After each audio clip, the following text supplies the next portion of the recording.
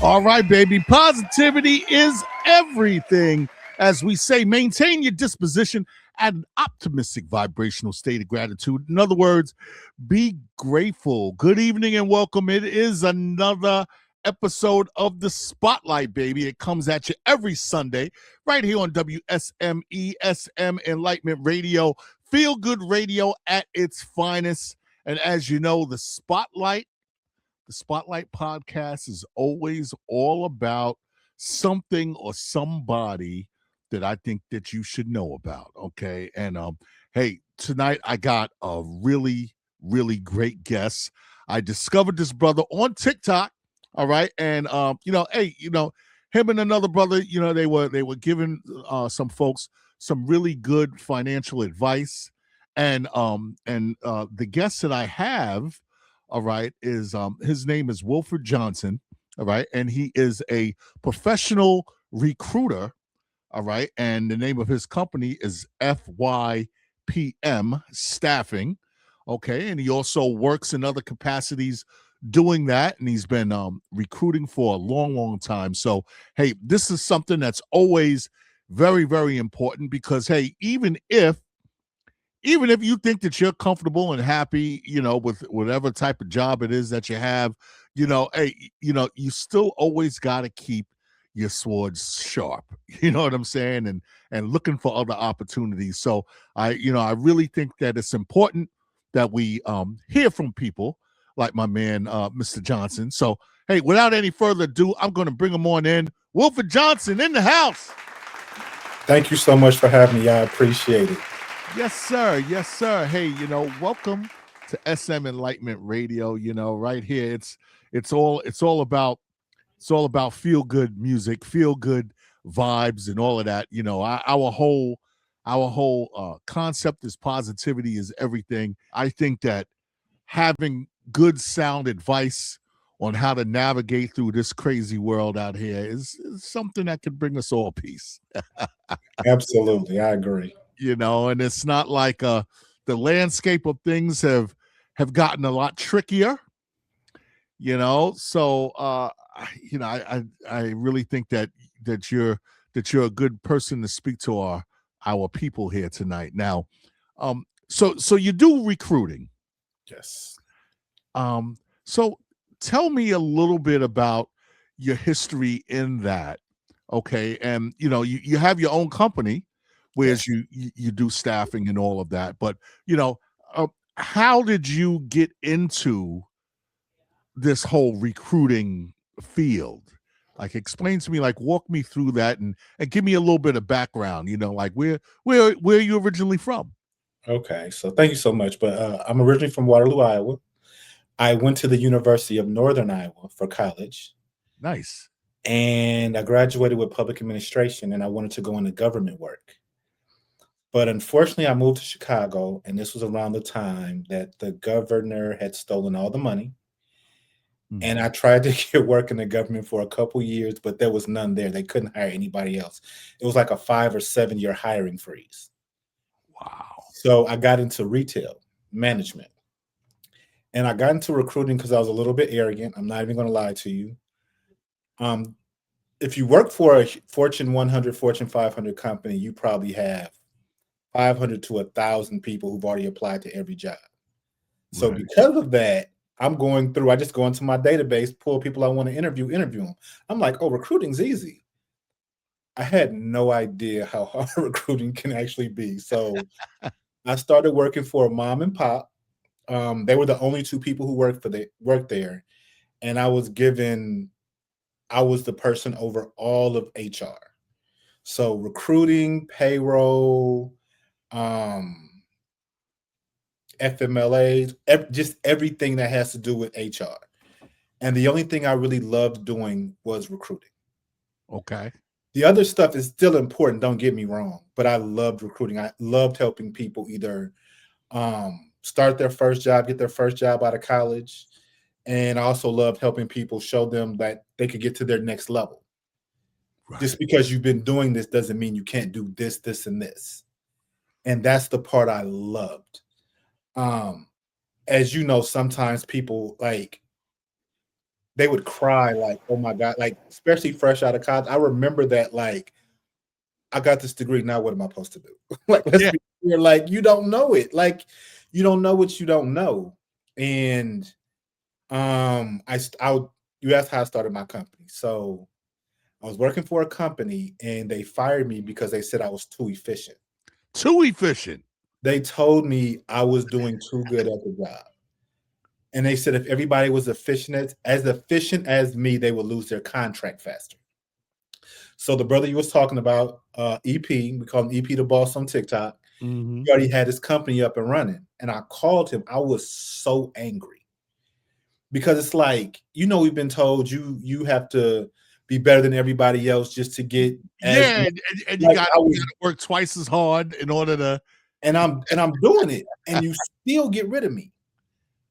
I was so heated. I'm not gonna lie to you. Like I was one of those things. Like, and I called him, and I'm like, "You started your company. How do I start a company? I want to start my company right now."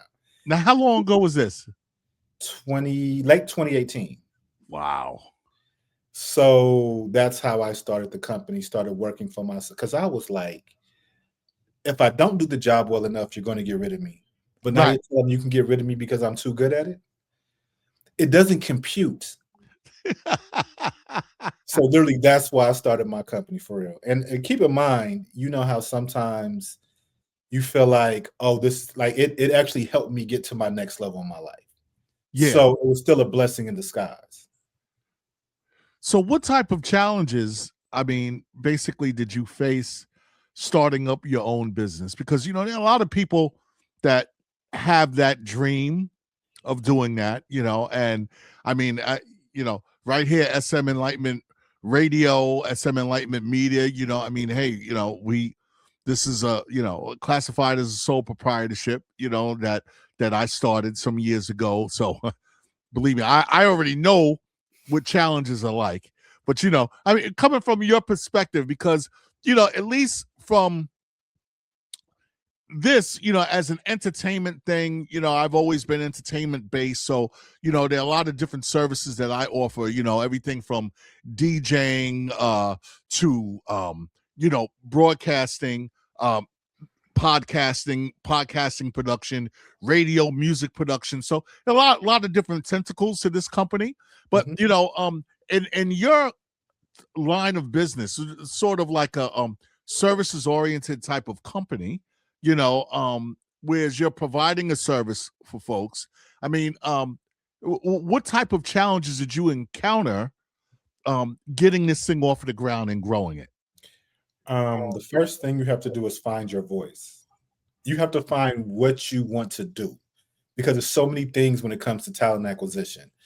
So just getting my wording right, getting those documents together, those contracts, which, Yeah. as we both know in business, are extremely important.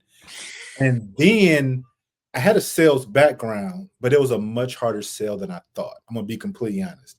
I probably was a little bit too arrogant when I started my company. Also, I would just want to give people the pitfalls. You're going to spend money way before you make it. That's right. You're going to spend money. But I tell people this all the time when it comes to business and just recruiting in general, your network is your net worth. Mhm. So my network, I was like, hey, I'm shipping out to everybody. Follow me on this social media platform. Hey, do you know anybody who needs this? Do you know anybody who needs that?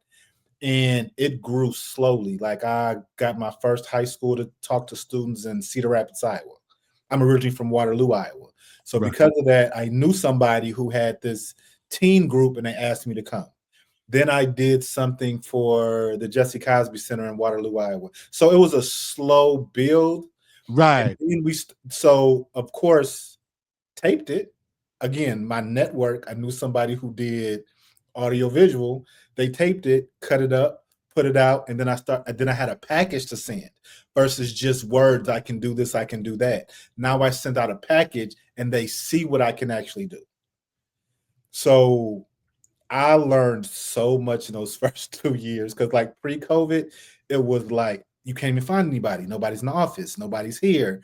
Yeah. Set up a meeting. Now they don't want to meet, or they forget, or especially when you're dealing with schools, if there's a fight, if there's a fire drill that they didn't know about, if the administration comes, it's so many different levels to dealing with it. And so many different factors to contend with, because I mean, this business here, SM Enlightenment Radio, as SM Crew, just as DJing, has been around for almost 50 years, but just the whole broadcasting aspect of this, of me rolling this over into a broadcasting platform and all of that, we started that right before, like around 2018.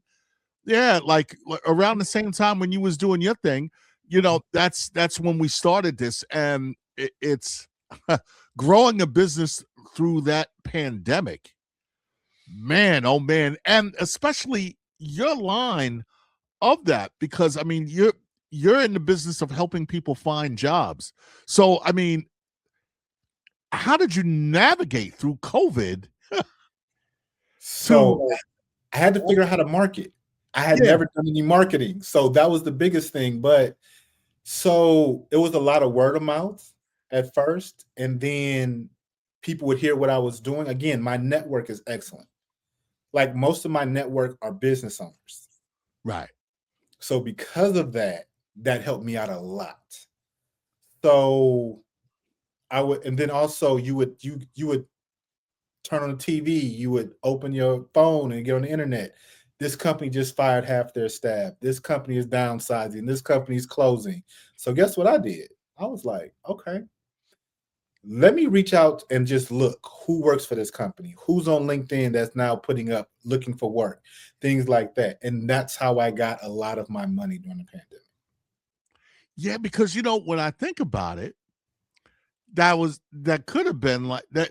It was really a blessing of a lot of opportunities for you, because a lot of people were losing their job, as a result of the pandemic. A lot of businesses closed, and a lot of people there are a lot of people that were switching careers as well, Not just that. I want you to think about this. Keep in mind, let's say you graduated from college in the 90s and you had been with the same company since then. You've never changed.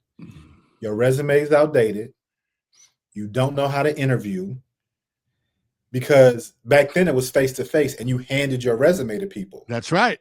Now you put your resume online, you put it in, and people don't know. There's software that goes to your resume and says, not enough keywords, not a good fit. You don't even get to the recruiter. So it's a whole different thing now. Wow. So going over resume tips, how to interview, and 2019, 2020 is when we started the AI interviewing, which was heavy. You would be imagine you're on this, nobody's on the other line, on the other end, and you're just reading the bottom and then answering questions, reading the bottom, answering questions. There's a way to beat the AI interview also. So like if you've had the same job for 20, 25, 30 years, you don't even know how to interview anymore. And your resume is super outdated. So, all right. So let's look at a scenario here. All right. Okay. Let's say there's a Mr. Jenkins, right? I'll use that name. Mr. Jenkins been with his company for 15 years. All right. Now 20 years, let's say 20 years. All right. And now, the company is downsizing because the economy is horrible. All right. And he's like in, let's say, middle management in a company. Okay. What's the first thing that he needs to do or she needs to do to start looking for a job? Because hey, the last time that they applied to a job, they didn't have to do with all of this AI stuff. They just, and the resume is obviously outdated. Okay, so what is the first step that they need to do? And does like these LinkedIn or like these job sites, for instance, I mean, how effective are they? And I mean, are there any that you would recommend, or do you recommend, like, is it best to go through someone like yourself, or a recruiter? What would be the first thing? I'm out of a job, 20 years. What's the first thing that I do? First thing you can't do is panic, because we see it. You go into an interview and you're nervous and you're talking fast, and you can't panic. First thing I would recommend is you get with somebody like me, or get real familiar with ChatGPT. And I tell people this all the time. You can put your resume in ChatGPT and find the job that you want, and put the job description in ChatGPT and ask ChatGPT to write the resume as though it's perfect for each job. And ChatGPT will. Now, you need to go through that resume line by line and make sure you can do everything that's on there. Because as I'm a recruitment professional, I'm going to question, and I have ways to figure out if you've actually done it before. But let's back up just a little bit. Let me ask you a question, because you're doing it clearly what you want to do, but what would you do if you didn't get paid for it? And that's when people ask me, that's the first thing when they come to me. What would you do for free? And for instance, for me, it's recruiting. Like, I love helping people find jobs, like, absolutely, but it also pays. So if you say this is what my passion is, okay, let's work on your passion. Let's see what transfers from what you did to what you want to do. Because there's a lot of transferable skills. People just don't look at it like that. Right. And you have to know how to write those transferable skills. So what is your passion? What would you do for free? And then we'll look into finding that. The next step is, okay, LinkedIn is a tool. All the jobs on there are not actually open. There's something called an evergreen rec, which means we're just open it. It's a rec that's open and we're just catching people. And we put those on LinkedIn. So when we actually have an opening, we go back. And sometimes it's next month. Sometimes it's a year from now. Right. So I think there's a lot of that on there. But LinkedIn as a tool is good, because this is what I would tell people to do. Go to the very top bar on LinkedIn, at the very top, and type in recruiters who recruit for, and whatever you want. Now, if you do that and you reach out to me, I'm already interested because you reached out to me, because I usually have to search for people. If you do that, that's half of my job, is finding somebody who wants to work in the type of company that I work for. So that's what I tell people with LinkedIn. Are there jobs? Do you apply? Of course, apply. But reach out to somebody that you can talk to, because your resume can't talk. Right. And if you can talk, that's over half the battle. Getting on the phone with somebody. I tell people this, and I don't think people realize. If I get a job, there's anywhere from 100 to a couple thousand people who've applied. And I'm going to go through. And I'm only going to talk to 4 or 5 people. So understand, you're in the top 1% of the 1% already. Understand that if you get on the phone with a recruiter, you're in the top 1%. Now, if you get past me and you go to the second, and I'm only sending 1 to 2 people to the hiring manager, to the second round, and then it filters down from there. Understand, you're there because the company needs your skill set. Don't go in there timid. Don't go in there like, what do they call it? Imposter syndrome. Do I even deserve to be here? Of course you deserve to be here. I had to sift through hundreds to a couple. It happens, because sometimes I'll go into a rec. The first 3 people are excellent. Very rarely happens. Most of the time I got to get into the weeds. So that's what I would tell people. Definitely use LinkedIn as a tool. Right. Recruiters who recruit for, like, education. Recruiters who recruit for recruiters. And then they all pop up. Reach out to every one of them. Already have your stuff together. So are these like these Indeed.com and these, like, those types of sites, whereas like jobs are being listed there, are those effective applying to those types of jobs? Because it seems as though I know friends of mine who have been applying to jobs, like even go to certain sites that use AI that that go out searching for jobs for you. I mean, are those types of services good? Like what's the best way to go about it? Or if someone was just on their own, and if they were couldn't afford to get with the recruiter, or and if they were just completely on their own, how could one be effective as far as getting themselves noticed, especially in this day and age where, as you mentioned, everything is just AI and it's keywords and it's this type of thing. But as you mentioned, ChatGPT is good because ChatGPT sort of, that's AI that can communicate to the other AI, right? Absolutely. So if one could not, if they were like completely on their own. So, okay. So go to those sites, but those sites have the company that you want to work for. Now, if you see a position that let's say solutions engineer, I'm just going to throw it out there. Okay. And you see a solutions engineer with ABCD company, I recommend going to that company's website. First of all, to make sure the job is still posted. Some of these postings are old. Okay. And sometimes the sites refresh them on their own.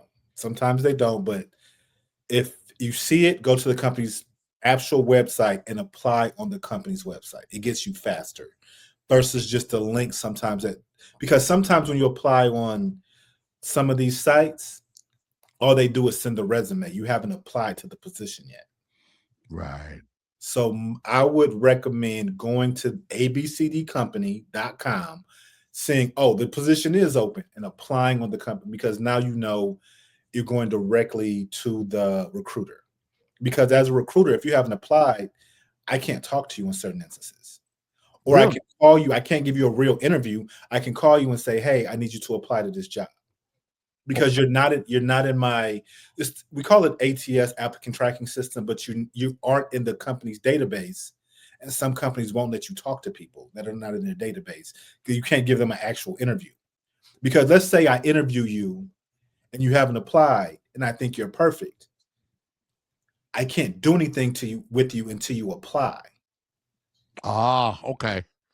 So once someone applies, then actually you step in sort of as like an assist, like a okay. And not just that, think about this.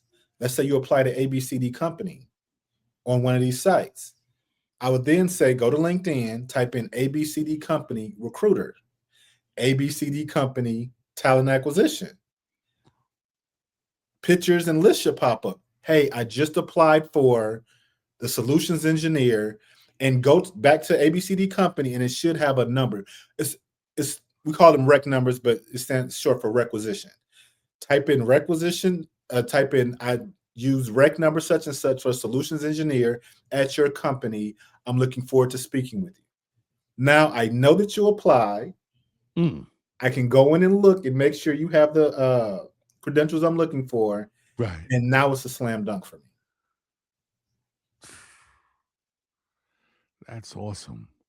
So what are some of the mistakes that you see that people make when they're and I know that you got a few, and our time is running, Okay. because it's just a 25-minute show. We will go a couple of minutes over, but I already see where we'll probably do a 3-part series with you, because this is definitely a very valuable topic.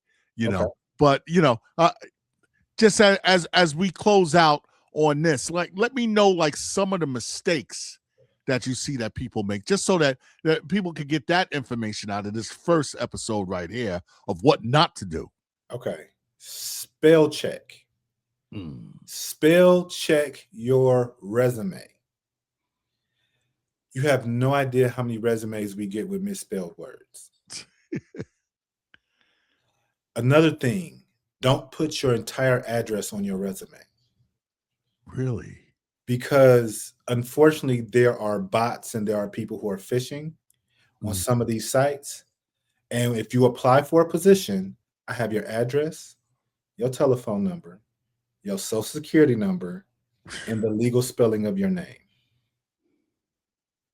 I would suggest city and state or just state. And sometimes I wouldn't even suggest your telephone number, just your email address and your LinkedIn so they can go find you and message you that way or send you an email. There are so many people data mining and data fishing and doing things that they shouldn't be doing with our information. Not following back up with the recruiter when they reach out to you. Please check your email. Please check your voicemail. There are people who are like, oh my God, I can't believe you called me last month. The job is filled. You have no idea how many times that happens. So just on this part of it, yeah, we can do a 3-part series, but I want people to spell check. I want them not to give us too much information as far as your telephone number, your whole address, all these things. We don't need those things. We just need a way to contact you. Wow. That's invaluable information right there. And I want to thank you, Wilford, for that. Let the people know how it is that they can contact you, how they can reach you, where they can find your company. Okay. And do you do recruiting nationwide, or is it in certain regions? I've done recruiting worldwide. I don't have a problem doing it. I just love helping people find positions. It's really my passion. Like I said, what would I do for free? I would really do this for free. I love that I get paid to do it. So I'm on TikTok, Instagram. Currently I'm doing a rebrand of my website, but that'll be coming out soon again within the next month. I'm working with a couple people because marketing and branding is a thing that I knew nothing about before I started this company. If you DM me on any of these sites, it's FYPM_staffing on everything. You reach out to me, give me a DM. The first couple consultations are free because I don't know what you need. Right. Let's sit down and let's go through what you're looking for, what you need. And everybody's not a good client, just to be completely honest with you. So just reach out to me. I will do whatever I can. I'll do the research if I'm not sure about your industry. But I have recruited almost 20 years and I've done pretty much every industry except for education. Literally everything you could think of, I've recruited for. Okay. So if you reach out to me, I will reach out to you. We can get on the phone. We can do whatever you need to do, but just reach out to me. And my passion is trying to help people either start or further their career. So it's FYPM staffing. Okay. And people could find that on TikTok. Yes. And any other social media platforms. Instagram. I found you on TikTok. So it's also Instagram. TikTok and Instagram are my biggest ones, yes. Okay. Awesome. Wilford Johnson, right? FYPM staffing. Brother, it's been a pleasure. It's a pleasure to meet you. All right. And hey, we're gonna definitely continue this discussion. All right. In the weeks and months to come. And can bring in some other folks, and we'll definitely talk, because this is something that I definitely think that our listeners should stay hip with, and this is an episode that, I could rerun because it's information that's invaluable. So I thank you for blessing us with that good information, brother. Thank you so much for having me. I definitely appreciate it. Yes, sir. And on the way out, anybody you want to shout out? Okay. I definitely want you guys to, on TikTok, EP the Boss. He does the financial literacy and he's really good at it. He helped me through when times I didn't have positions. He taught me how to save and things like that. And I'm sure he'll be on here soon. Yeah. But I definitely want to shout him out. And that's about it. My children love you guys. But other than that, that's it. Awesome. Wilford Johnson, FYPM staffing. Thank you again. And hey, this has been an SM production. Another episode of the Spotlight, baby. And hey, keep it locked right here for more Feel Good right here on WSME SM Enlightenment Radio.